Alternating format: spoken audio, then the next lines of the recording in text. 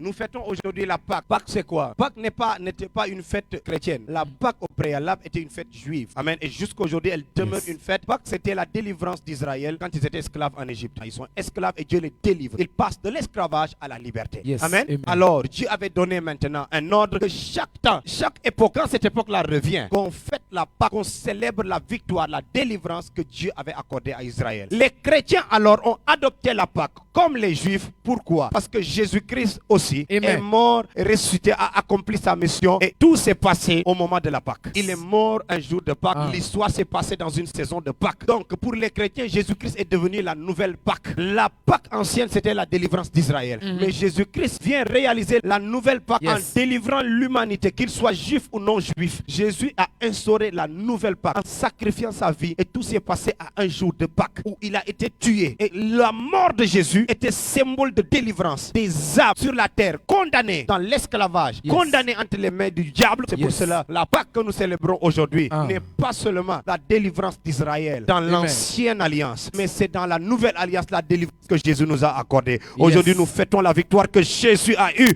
en ressuscitant même des morts. Alléluia. Après avoir prêché aux gens qui étaient en enfer. Alors Jésus est là. 1 Corinthiens chapitre 5 au verset 7. On y va?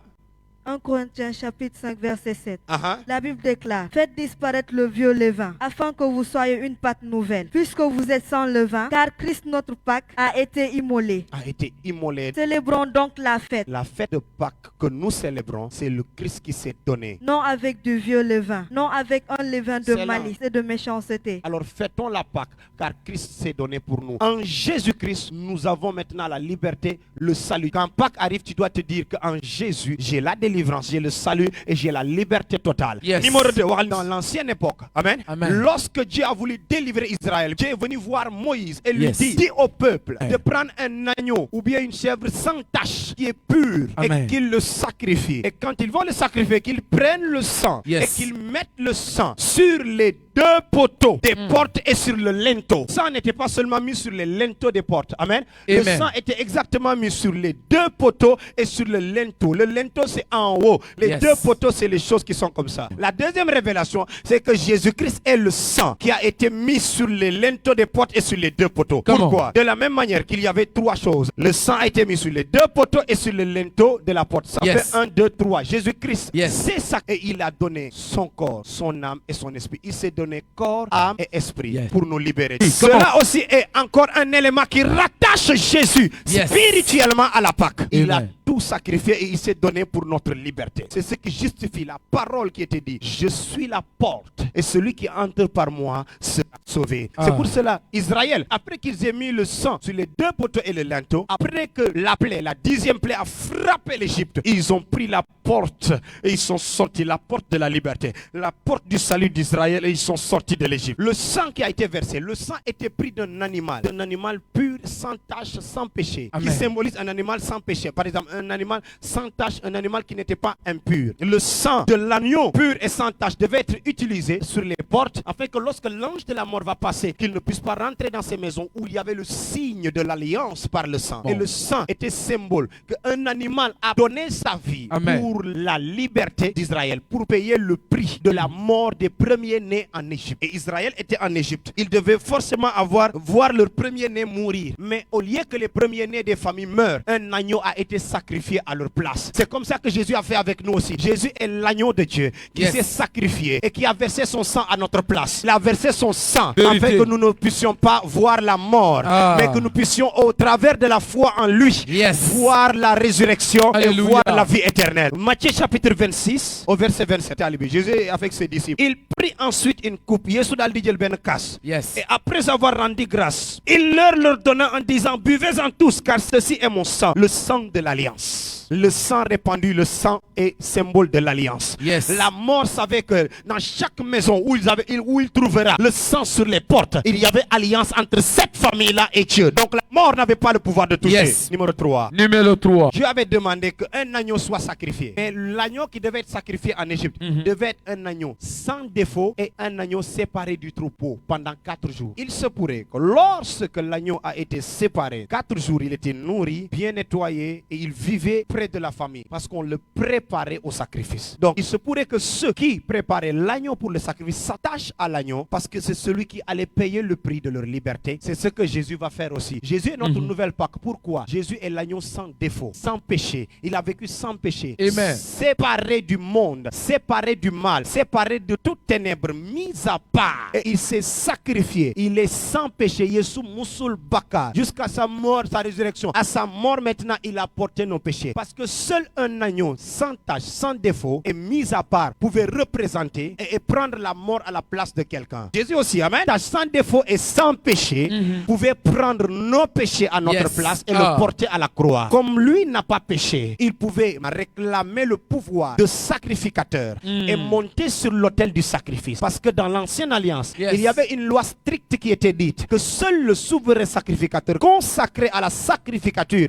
avait la capacité, le droit de monter sur l'autel du sacrifice et de présenter le sacrifice. Autrement dit, si notre personne s'attardait à monter sur l'autel du sacrifice, il pouvait voir la mort. Il voyait d'ailleurs la mort parce que Dieu n'acceptait pas que quelqu'un monte sur l'autel de sacrifice alors qu'il n'a pas été mis à part comme les Lévites, la tribu mise à part uniquement pour servir le Seigneur, pour servir dans le tabernacle. Comment t'as dit? Il fallait quelqu'un de la race de ceux qui sont mis à part, de la race des sacrificateurs. Et c'est pour cela que Jésus va aller s'attacher à Jean-Baptiste. Jean-Baptiste va lui dire, je ne suis pas digne de te baptiser, tu es mon Seigneur et mon Dieu. Alors comment je peux te baptiser? Il dit, fais ce qui doit être fait. En disant, fais ce qui doit être fait, Jésus lui rappelait que j'ai besoin qu'il y ait alliance entre moi et toi par le signe du baptême. Qu'il y ait alliance entre moi et toi. Et je vous ai enseigné que par le simple contact entre un homme de Dieu envers une autre personne, il y a ce qu'on appelle un transfert. La femme à la perte de sang de 12 ans a touché la robe de Jésus. Et une puissance est sortie de Christ pour rentrer en lui. Il y a eu transfert. Le simple contact peut provoquer ce qu'on appelle le transfert. Amen. Deutéronome 34 verset 9. La Bible dit que l'esprit de sagesse était sur Josué. Pourquoi? Parce que Moïse lui avait imposé les mains. Il y avait un contact entre les deux personnes. Donc il y a transfert de manteau, transfert d'identité, transfert même de bénédiction. Amen, amen, amen. Alors Jésus, en se faisant baptiser par Jean-Baptiste dans l'eau, le contact entre les deux a fait un transfert très puissant. Un transfert. Jésus est roi des Juifs parce que Jésus-Christ n'est pas sorti de la tribu de Lévi. Mais Jean-Baptiste, Zacharie était sacrificateur dans le temple. C'est lui-même qui a douté de la naissance de Jean-Baptiste parce que sa femme était vieille. Donc Jean-Baptiste est fils de sacrificateur. Jean-Baptiste est prophète et sacrificateur. Par le contact entre Jean-Baptiste et Jésus-Christ, la sacrificature a été transférée. Le manteau de sacrificateur a été transféré à Christ de façon légale. Parce que Dieu, même s'il est Dieu, n'aime pas briser les protocoles. Jésus-Christ est Dieu, mais il a accepté d'être présenté au temple. Dieu n'aime pas tricher. Le manteau alors de sacrificateur a été donné à Christ. C'est pour cela qu'il était devenu notre souverain sacrificateur. Vérité absolue. En ce moment, le monde venait d'avoir quelqu'un digne, un agneau sans tache, mis à part pour monter sur l'autel afin de présenter le sacrifice. Quelque chose encore qui marque exactement, c'est l'agneau qui a été choisi. Il était dit, Dieu avait dit à Moïse, l'agneau devait être sans tache et mis à part pendant 4 jours, mais aussi l'agneau devait être tué et rôti sans qu'il ait les os brisé. Personne ne devait briser les os. On devait tuer et le rôtir comme ça. Il ne devait pas avoir les os cassés. On ne devait pas casser les os. L'histoire de Jésus s'est passée comme ça. Jésus s'est sacrifié. Amen. Même qu'ils l'ont tué, ils n'ont pas brisé ses os. Ils n'ont pas brisé ses os. Jésus n'a pas eu les os brisés. L'agneau de la délivrance d'Israël, c'est le même agneau. Jésus-Christ est l'agneau de la délivrance d'Israël. Il n'a pas eu les os brisés. Parce que Jésus-Christ est la nouvelle Pâque. Dis avec moi, Jésus est notre nouvelle Pâque. Jésus est notre nouvelle Pâque. Pâque, amen. Était fêté avec les herbes amères. Au-delà de la viande, Dieu avait dit à Moïse qu'il prenne des herbes amères et qu'il mange la Pâque avec. Qu'il mange la viande accompagnée des herbes amères. Les herbes amères symbolisaient la souffrance de l'esclavage qu'ils avaient. Alors, Dieu les disait comme ça. Quand vous mangerez les herbes amères accompagnées de la viande rôtie, souvenez-vous que je vous ai sorti de la souffrance en Égypte. Les herbes amères étaient le symbole de la souffrance, de l'affliction imposée sur Israël. Regardez Jésus-Christ. Avant d'aller au sacrifice, Jésus va se retrouver au jardin de Gethsémane. Jésus avait peur. Au point qu'il se tourna vers l'Éternel, il dit, Seigneur, s'il y a une possibilité que cette coupe me soit ôté. S'il y a une opportunité que je ne passe pas par ce sacrifice, que cela soit, mais que ma volonté ne soit pas faite, mais la tienne. Jésus sentait la douleur, le poids du sacrifice, la souffrance. Jésus sentait les herbes amères, l'affliction, la même affliction que Israël a ressentie en Égypte. Jésus l'a senti avant de monter au sacrifice. Israël a senti l'affliction et la souffrance avant de sortir de l'Égypte. Jésus-Christ a senti la douleur. Il a été frappé. On a craché sur lui. On l'a frappé. On l'a piétiné. On l'a tout fait. On l'a battu à mort. Il a senti l'affliction et la souffrance. Avant de nous délivrer. C'était le symbole des herbes amères. Donc Jésus-Christ est notre Pâque. Jésus représente l'herbe amère utilisée dans la première Pâque. Il est la nouvelle Pâque parce qu'il est l'herbe amère, la souffrance, l'affliction subie avant la victoire, avant notre salut. C'est lui qui dit Amen. Numéro 5. Fais comme ça, fais comme ça, fais comme ça. Voici la cinquième chose et la dernière qui démontre que Jésus-Christ est la nouvelle Pâque. Il est la Pâque que nous célébrons. Dieu avait dit à Moïse, à part les herbes amères, la viande de l'agneau rôtie au feu. Amen. Vous devez prendre du pain sans levain.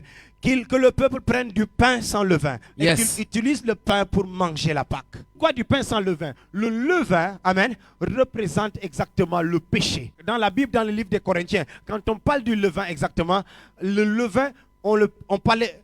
Paul va identifier le levain comme la malice, amen, le péché. Le levain est symbole du péché, de la malice, de la méchanceté, des ténèbres exactement. Et le pain qui devait être mangé dans la Pâque devait être un pain sans levain. Sans levain. Amen.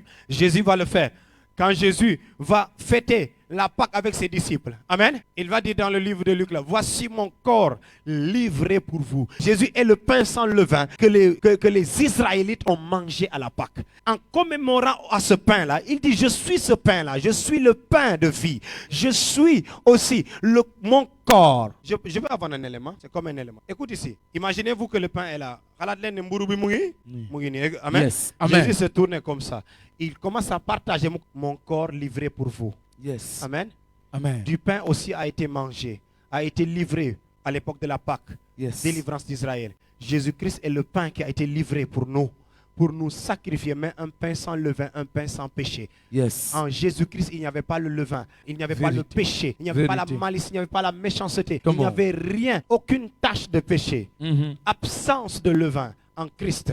Et ce qui a permis que son corps soit accepté comme un sacrifice. Amen. Devant le trône de Dieu et ce qui nous donne la victoire aujourd'hui. Pourquoi, comme les Juifs, nous fêtons la Pâque.